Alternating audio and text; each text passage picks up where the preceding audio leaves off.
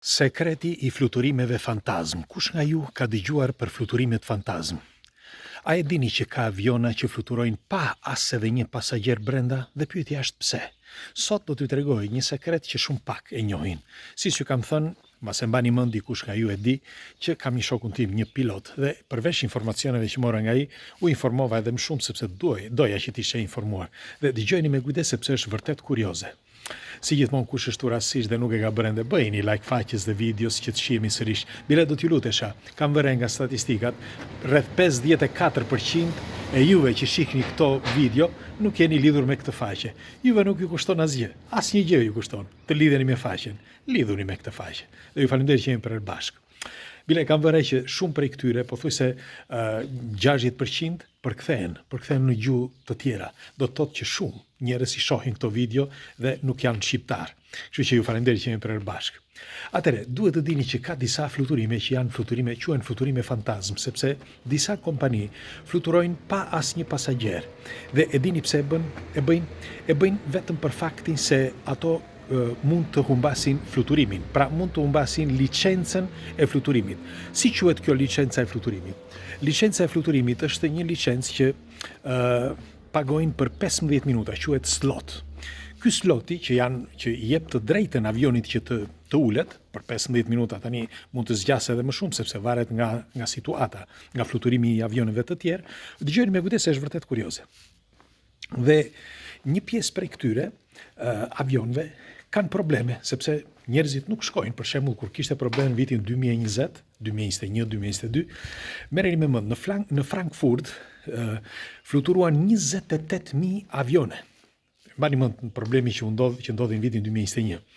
Pra deklaruan 28.000 fluturime pa asnjë pasagjer dhe ishin të detyruar që të uleshin.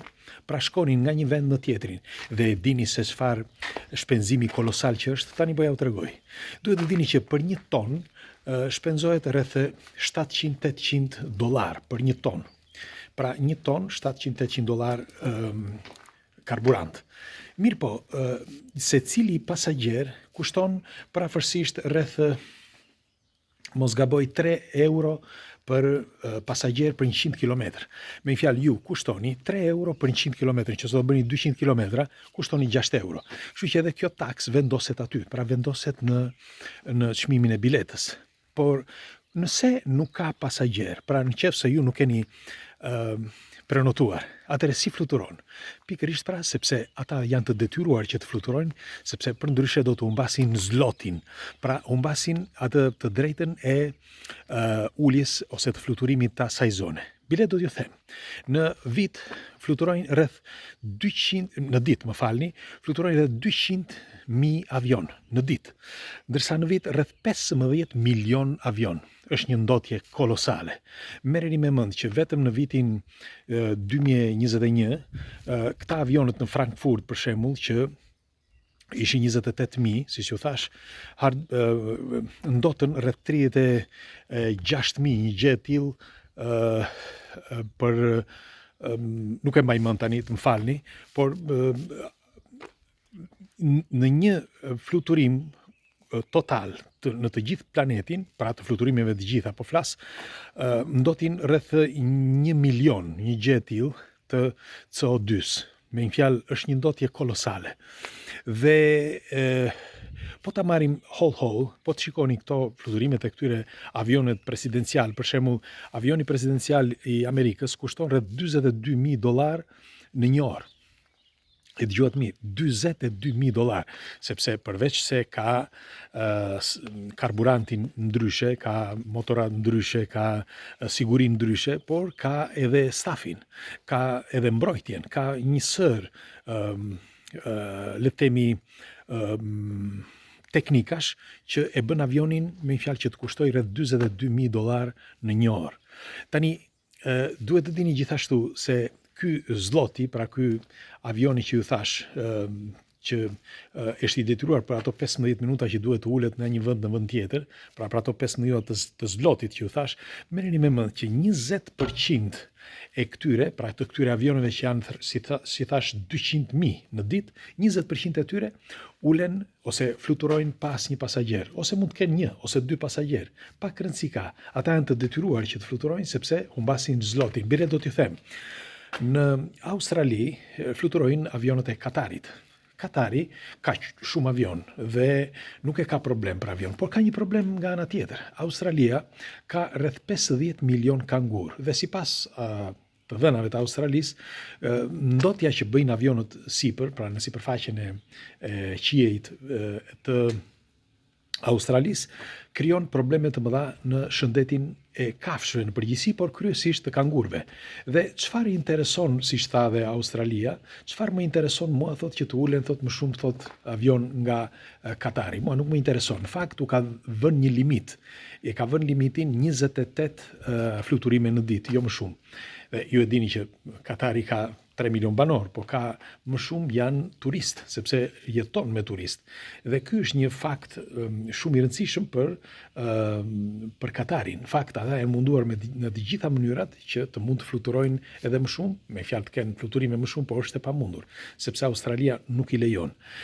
Shiko, fluturimet në përgjithësi janë një problem i madh. Është krijuar një problem i madh sepse avionët janë problemi më i madh që sot është pak ditë e vranët, po bie pak vese holl, ndaj kam çadrën dhe po shkoj të marr makinën dhe të bëjmë spezën, por doja t'ju informoja për këtë sepse bëra një prenotim për një udhëtim për punë dhe më bëri përshtypje sepse bileta ishte, me fjalë, unë do shkoj për kompaninë ku punoj, por do të shkoj në një ditë që më pëlqen mua. Po të shkoj në një ditë që nuk më pëlqen mua, por i pëlqen kompanisë, me fjalë të avionit, unë do merja një bilet më të ulët. Pra do të ishte një bilet që do kushtonte shumë më pak. Kurse tani, vajtja ardhje, ndonë se është brenda Italisë, gjendet periferi, si do qoftë, më kushton.